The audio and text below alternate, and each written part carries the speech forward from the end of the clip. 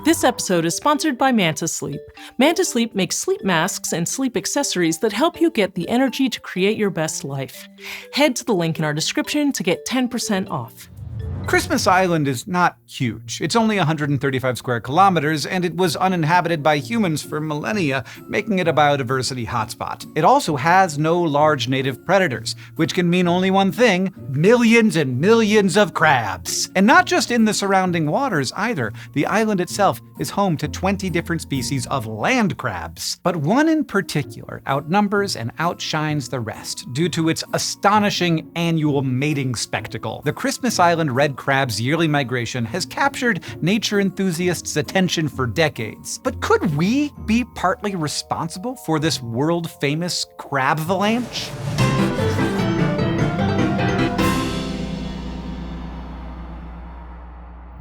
The Bizarre Beast Pin Club is open for subscriptions for this whole month. You can sign up by December 20th, and the first pin you'll get will be the Christmas Island red crab.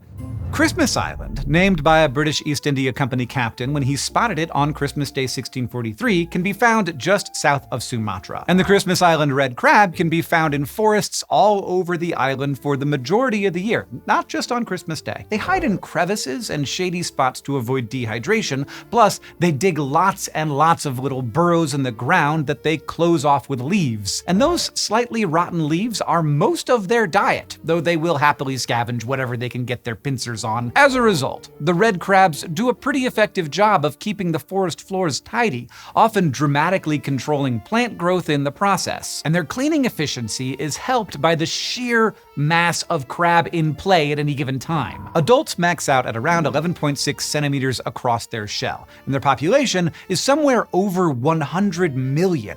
So scientifically speaking, this island is made of crabs. We're talking island-wide average of about 3 red crabs for every 4 square meters. And that's not including the 19 other land crab species that also call Christmas Island home. But the red crab's sheer abundance is not the most impressive thing about them. That honor instead goes to what they get up to at the end of every year. Most months, the crabs lay low in the forest, eating leaves and trying not to dry out. Then, as the rainy season approaches, they get ready to make their move. Wetter conditions allow them to travel without needing shelter, so the start of the rains is their cue. But the timing isn't just based on the weather. The crabs also follow the lunar cycle in order to optimize their timing with the tides. So if the first rainfall of the wet season doesn't start during the right phase of the moon, the crabs will wait another full month before venturing out. Once those conditions are met, though, usually between October and December, the journey begins. Over the course of about a week or so, all of the island's adult red crabs march to the coastline.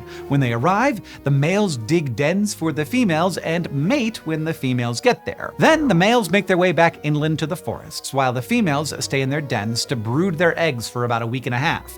This is when timing the tides comes into play. During the first or last quarter of the lunar cycle, the difference in the height between the high tide and low tide is the smallest it'll be all month. This has a name. It's called a neap tide, and it's when the female crabs release their eggs into the ocean. At night, just as the high tide starts to turn, each female crab releases up to 100,000 eggs, which hatch immediately, and the larvae are swept into the sea where they develop for about a month. The next step is usually that most of the larvae get eaten, but every few years, when the conditions are just right, they will survive in huge numbers and return to shore and replenish the island's red crab population. The baby crabs start the slow march from the beaches to the forest on their tiny little legs, creating a moving sea of red that blankets the island for over a week. The new crabs that successfully reach their long-term home will continue to grow for the next 3 years before they're big enough to repeat the process themselves. And those who make it to adulthood will have plenty of chances to experience the migration again.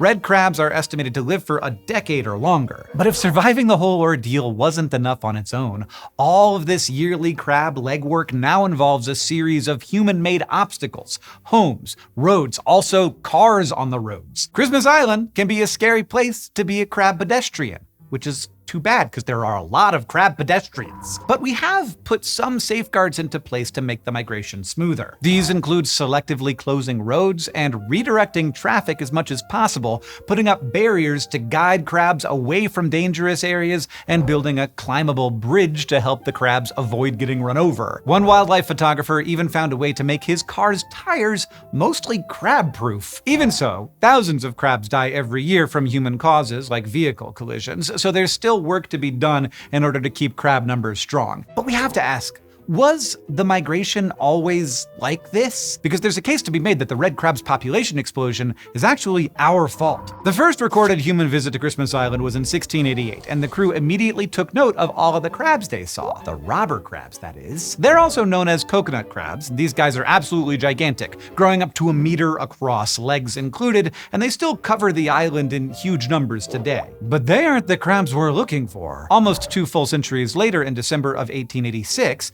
the HMS Flying Fish arrived at Christmas Island to perform a proper survey. Despite coming ashore in potentially the middle of migration time, the crew made no report of the red crab at all. Instead, they once again found an abundance of robber crabs, as well as a species of rat that was all over the place. They named the swarming rodents after the ship's captain, John McClear, and McClear's rat became a fixture of future excursions to the island. For example, a much more thorough expedition the following year notably featured McClear's rats crawling all over the sailors in their hammocks as they slept. But no mention on that trip was made of the red crabs either. So where were they? Well, from 1897 to 1898, a paleontologist attempted to document as many Christmas Island species as he could before phosphate mining began there, and he finally seemed to notice the red crabs. But despite commenting on the number of red crabs and even describing their annual migration, his statement kinda lacks the scale that we would expect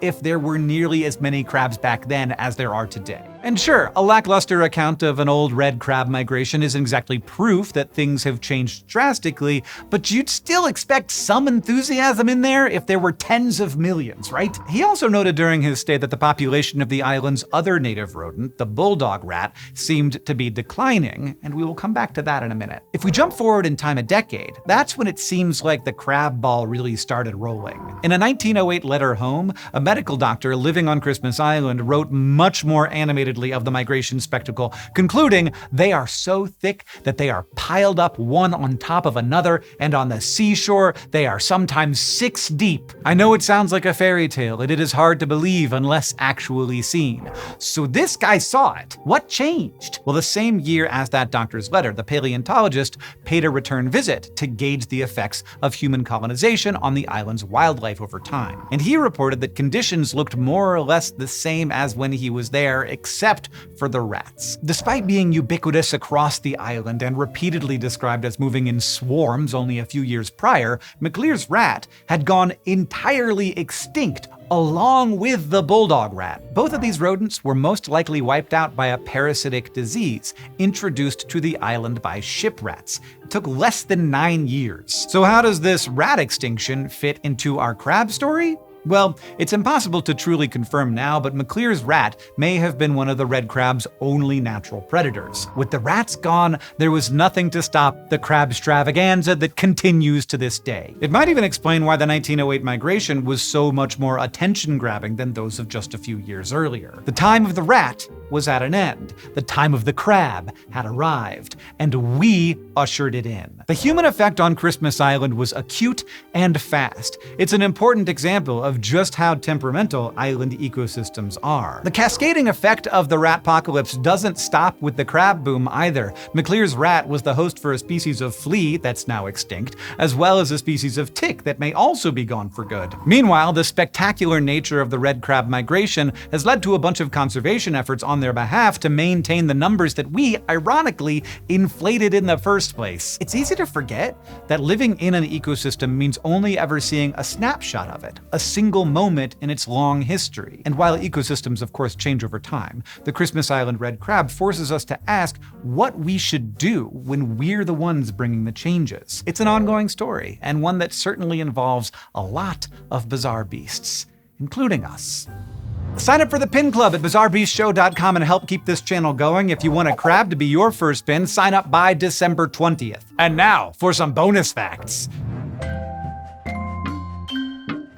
In addition to black rats and their deadly protozoan payloads, humans have introduced wolf snakes, feral cats, and even a big snail to Christmas Island over the years. Though that last one has proven more of a tasty snack for the red crabs than an invasive threat. The yellow crazy ant was introduced likely from West Africa sometime in the first third of the 20th century, but it didn't start wreaking crab havoc until the 1990s. These ants form multi-queen super colonies that can cover 25 square kilometers or more, which really started taking off in the late 1980s. Strengthened by such overwhelming numbers, the ants crawl all over the red crabs and spit acid into their eyes and mouths. The ants eat the crabs, steal their burrows, and impede their migration. The result? Yellow crazy ants killed between a quarter and a third of the island's total red crab population in the early 2000s. The lack of forest floor cleanup, in turn, can cause a major feedback effect on forest plants, which helps scale insects who further feed the ants, and that's a vicious cycle. This is understandably caused concern, but is all ecological change automatically bad? The crab bounty is only because of other big human disruptions, so maybe the yellow crazy ants can restore balance? And